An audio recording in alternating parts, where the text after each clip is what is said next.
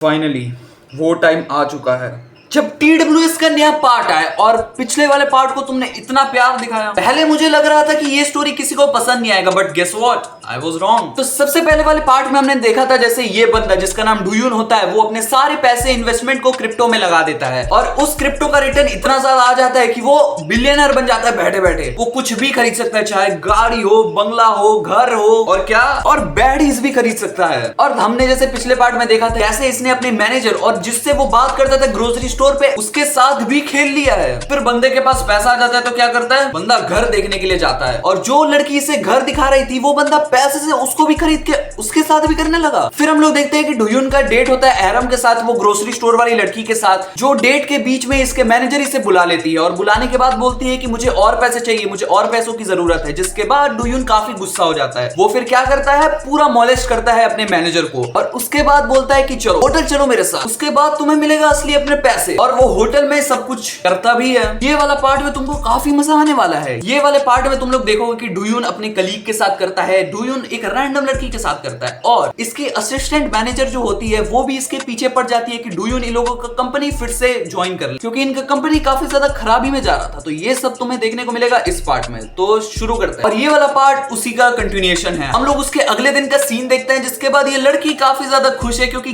Gucci Zaara से shopping कर ली है और अब बोल रही है मुझे उसके साथ अब कुछ करने की जरूरत नहीं है, मेरे पास पैसे ही पैसे हैं। और इसका ये अंत होता है। डुयून पर आते हैं, जैसे इसका पिछला डेट खराब हो गया था इसकी मैनेजर की वजह से, ये फिर से डेट आया होता है एरम के साथ और एरम आती है और भाई अल्टीमेट स्मैश। ये एरम से मिलता है, दोनों हाय हेलो करते हैं। एरम इसको कॉम्प्लीमेंट देती है कि तू काफी ज्यादा अच्छा लग रहा है डुयून, जिसपे डुयून थैंक यू भी बोलता है और ये लोग आगे बढ़ने लगते हैं। और उसी वक्त एरम को एक बिल्ली दिखती है और जैसे ही बिल्ली देखने के लिए एरम झुकती है, भाई कोई और बिल्ली देख रहा होता है और भाई अपने मन में सोचता है कि अब मैं कंट्रोल नहीं कर पाऊंगा और अपना फोन फाइनली निकाल देता है। और फोन निकालने के बाद वो देखता है फॉर सम रीजन वो एरम को खरीद ही नहीं पा रहा है अपने पैसे से। याद है ना, ये अपने फोन से किसी भी चीज का प्राइस देख सकता है और उसके बाद इसको वो खरीद भी सकता है। और तभी एरम पीछे मुड़ती है और डुयून को देखकर बोलती है कि तू ठीक है ना, तू इतना ज्यादा टेंशन में क्यों लग रहा है। और डुयून बोलता है हाँ हाँ सब कुछ ठीक है और अपने मन में प्रॉमिस करता है कि आज वो कुछ भी काम नहीं करने वाला है। बात तो वही हो गई कि चोर बोले कि मैं आज चोरी नहीं करूंगा।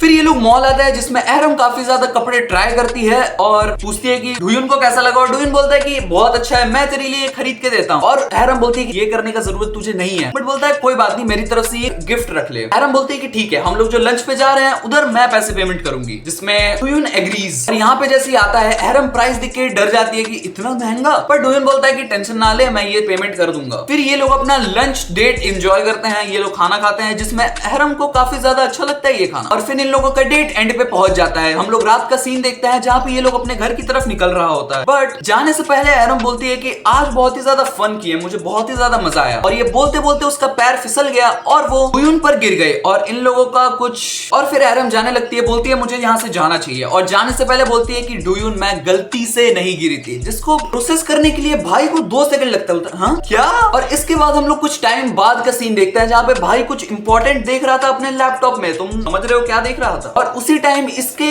एक्स ऑफिस कलीग का मैसेज आ जाता है, जहाँ पे ये पहले काम करता था उधर ही एक लड़की इसके साथ काम करती थी, उसी का मैसेज आ जाता है जो बोल रही होती है मैंने सुना है कि तूने सीनियर मैनेजर को अपने कुछ पैसे दिए हैं फ्री में। और डुयून बोलता है हाँ मैंने दिए हैं, पर तुझे पता है ना कि मैंने क्या क्या उससे करवाया था तब जाके पैसे दिए थे। वो बोलती है हाँ मुझे सब पता है तूने क्या क्या करवाया था। और क्या ये लोग प्लान बनाते हैं कि ये लोग मिलेंगे। फिर डुयून इससे मिलने चला जाता है और इसकी कलीग भी आ जाती है और वो बोलती है कि भाई तू मुझे कितना पैसे दे सकता है, मुझे भी पैसे की जरूरत है। और डुयून फिर कंफर्म करता है कि तुझे पता है ना कि मैंने क्या क्या करवाया था मैनेजर से, उसके बाद मैंने उसे पैसे दिए थे, तुझे फिर भी चाहिए। फिर वो पूछती है तूने क्या क्या किया और बंदा बोलता है मैं बोल नहीं सकता। वो फिर यहाँ से चलने लगता है कि मुझे पता है कि तू रिफ्यूज ही करने वाली है, मैं तेरे साथ नहीं कर सकता, इसलिए मैं जा रहा हूँ, तू अपना भी टाइम वेस्ट मत कर और मेरा भी मत कर। और वो बोलती है कि ऑफ कोर्स मैं ये तो नहीं कर सकती क्योंकि मेरा वर्जिनिटी लूज हो जाएगा, बट क्या करने से वर्जिनिटी यूज नहीं होगा, ये करने से। और फिर डुयून बोलता है कि तू डेस्परेटली इतना पैसा क्यों चाहती है, तुझे क्या काम है इतने पैसों का इतना। तो वो बोलती है मुझे रोलेक्स पसंद आ गया है, मुझे रोलेक्स खरीदना है। बोलती है कि करंट वाला जो कस्टमाइजेशन रोलेक्स है वो मुझे बहुत ही पसंद आ गया, मैंने उसका एक पोस्ट देखा जिसके बाद मेरा दिल फ्लैट हो गया, जैसे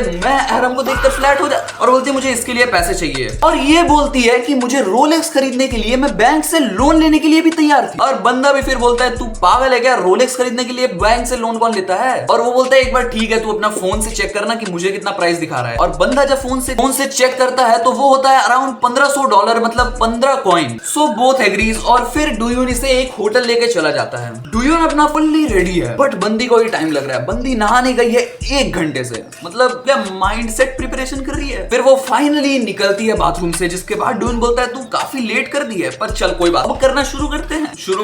सबसे पहले लड़की बैठती है और कुछ करती है, और मैं पूरा नहीं बताने वाला, तुम लोग खुद जाके पढ़ लो, इतना ही है। तो मैं ये फुल्ली नहीं एक्सप्लेन करने वाला, मैं तुम्हें डूयूनो वाला फैक्ट बताने वाला हूँ। जब डूयून और ये करने वाली इसकी जो ये कलीग है वो गलत छेद में ना डाल दे, इसीलिए उसने सेलोटेप मार के आया था। लॉयल्टी है ना भाई, फ्यूचर हस्बैंड के लिए देखो लॉयल्टी। और मेरा एक थ्योरी है, क्या पता कि स्टेप मदर फ्रंट के एंड में जैसे हुआ था, अपना जो मेन कैरेक्टर था वो 4 आंटियों से शादी कर लिया था, वैसे ही क्या पता डूयून भी अहरम के साथ, अपने ये वाले कलीग के साथ, वो मैनेजर के साथ भी शादी कर ले एक साथ। और फिर ये लोग का जैसे ही सब कुछ खत्म होता है, अचानक से इसकी कलीग कपड़े पहनती है और बाहर ही आने लगती है। और वो सोचती है कि मैंने क्या कर लिया पैसे के लिए। अब इसे गिल्ट फील हो रहा है। और ये हरामखोर अपना फोन का पूरा इस्तेमाल कर रहा है, जो भी आसपास में सभी लड़की जा रही है सबको स्कैन कर रहा है कि वो लोग के साथ करने का कितना पैसा लगेगा मुझे। और वो अपने पार्क में एक लड़की को स्कैन करता है जिसका 93 कॉइन्स, मतलब अराउंड $93,000 और एक लड़की का होता है 18 कॉइन, मतलब $18,000। ऐसा वो काफी सारी लड़कियों को स्कैन करता है। और जितना मैं समझ पाया हूँ, अगर उसे पैसे की जरूरत है और तुम परचेस कर दोगे तो तुम उसके साथ कर सकते हो, even if she doesn't want to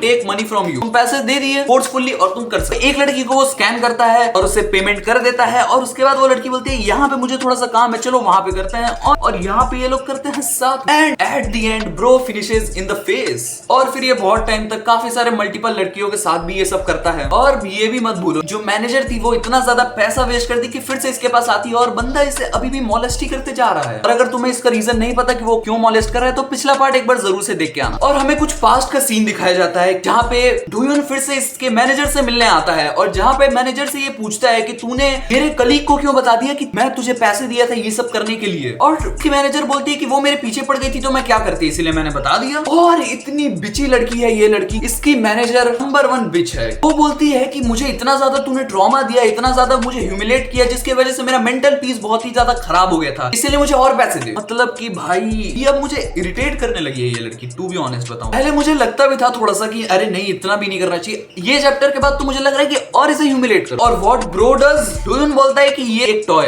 तुम समझ रहे हो कौन से टॉय की बात हो रही है, ये टॉय को यूज करो। इसी के साथ ये वाला पार्ट यहाँ पे खत्म होता है। आई नो ये पार्ट तुम लोगों को काफी ज्यादा पसंद आ रहा है और मुझे भी पर्सनली बहुत ज्यादा पसंद आ रहा है। बीच में थोड़ी सी रिपीटेड मुझे फील हुई थी कि बार बार एक ही स्टोरी को रिपीट किया जा रहा है कि इसके पास पैसा है, कोई भी लड़की के पास जा रहा है, पैसा दे रहा है और उसके बाद उसके साथ कर ले रहा है, बस खत्म। बट अभी थोड़ा सा मेरे को भी इंटरेस्ट आ रहा है। तुम्हें इसका नेक्स्ट पार्ट चाहिए तो कमेंट में बताना, और मैं कुछ नया मांगा भी ट्राई कर रहा हूँ तो उससे भी देख लो क्योंकि वो भी इंटरेस्टिंग है। तुम्हारे पास अगर कोई इंटरेस्टिंग मांगा है ये सब हेंटाई मांगा को छोड़ के तो वो भी मुझे कमेंट में जरूर बताना। मिलते हैं तब तक के लिए, बाय बाय।